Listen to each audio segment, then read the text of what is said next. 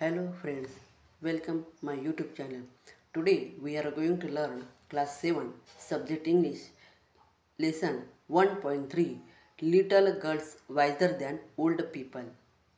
विद्यार्थ्यांनो, मागील व्हिडिओमध्ये आपण बघितलं की कशा प्रकारे अक्कुलकाच्या नव्या ड्रेसवर मलाशाकडून शिंतोडेही उडालेले होते आणि त्यातूनच दोघीही मैत्रिणींमध्ये भांडण सुरू झालं आणि तिथून पुढे दोघींचीही आई आली आणि दोघींची आईमध्ये भांडणही सुरू झाली. दोघांच्याही आईमध्ये भांडण चालू असतानाच त्या ठिकाणी आजी आल्या आणि आजीने ती भांडण मिटवण्याचा प्रयत्न केला. ही आजी अक्कुलकाची आजी होती. अक्कुलकाच्या आजीनं दोघींच्या मध्ये येऊन भांडण मिटवण्याचा प्रयत्न केला. What are you doing dear ones, consider the holiday. अक्कुलकाची आजी म्हणते की तुम्ही काय करत आहात. This is time for rejoining. हा जो टाईम आहे हा कसा टाईम आहे एकत्र येण्याचा. And see what seen you are doing. आणि तुम्ही इथं काय करत आहात. They paid no attention to the old woman and almost knock her off her feet.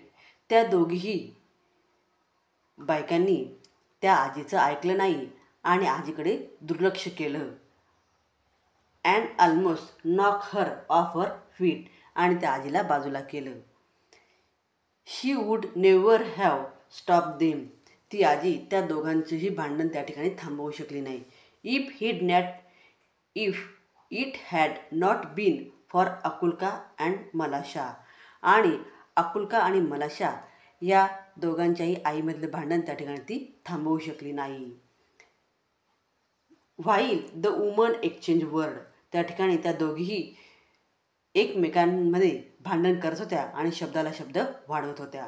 अक्कुलका wipes of her dress. अक्कुलकाने आपला ड्रेस हा स्वच्छ करण्याचा प्रयत्न केला. वाईप म्हणजे स्वच्छ करणे. And went back to the puddle in the लेन.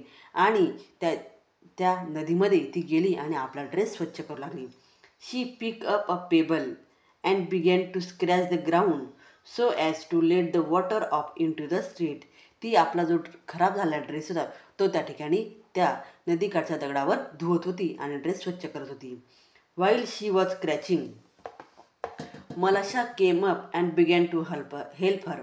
मलाशा पण तिथं आली आणि अक्कुलकाचा ड्रेस स्वच्छ करण्यासाठी मदत करू लागली. She pick up a chip and widen the rill. आणि दोघी त्या ठिकाणी त्या नदीजवळ येऊन अक्कुलकाचा ड्रेस हा स्वच्छ करू लागल्या.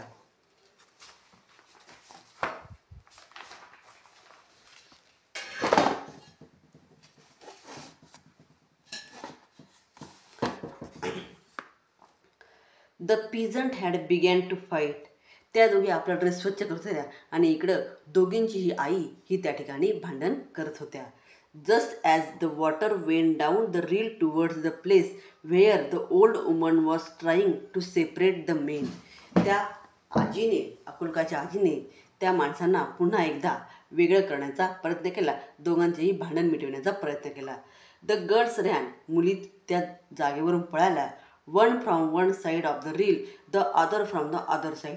दोघीही दोघांच्याही आईचं भांडण चालू असताना तिथून दोघीही मुली ह्या पळाल्या. Look out Malasha look out shouted Akulka. Akulka म्हटली मलाशा बघ इकडं बघ. Malasha wanted to say something herself.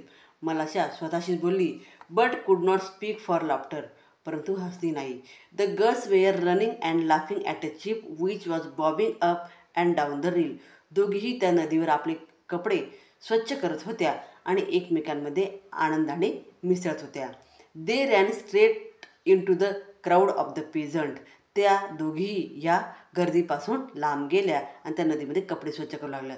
The old woman saw them and said to the पीझंट.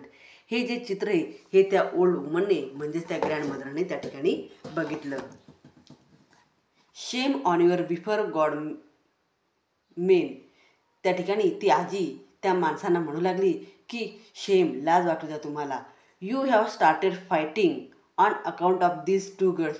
तुमचं भांडणाचं कारण होतं ह्या दोघीही मुली. And they have long ago forgotten it. आणि बघा तिकडं त्या दोघीही ते भांडण विसरल्या. The dear children have been playing nicely together. आणि दोघीही एकत्र येऊन पुन्हा खेळू लागल्या. They are wiser than you.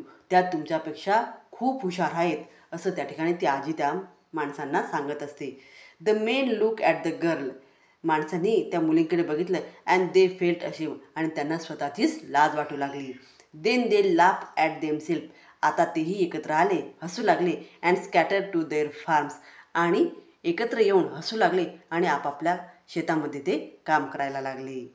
अशा प्रकारे या स्टोरीमध्ये त्या 2 लहान मुली ज्यांच्यामुळे भांडणाला सुरुवात झाली होती, परंतु त्याच 2 लहान मुलींनंतर ते भांडण मिटवण्यासाठी सुद्धा त्याच दोन्ही लहान मुली या कारणीभूत ठरल्या आणि त्यांच्याकडे पाहून या मोठ्या माणसांना लक्षात आलं की आपण भांडणं हे कधीही चुकीचं असतं.